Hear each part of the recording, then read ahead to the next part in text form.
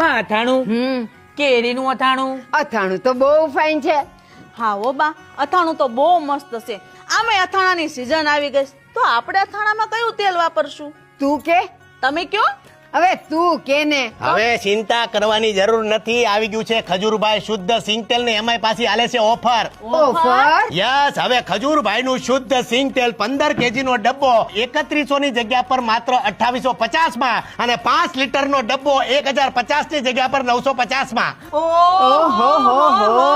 હવે ઓહો વાળીનું થાવમાં જાવ છે જુ ક્યાં? તેલ લેવા જાવ. તમે ક્યાં જાવ છો? અહીંયા આવો.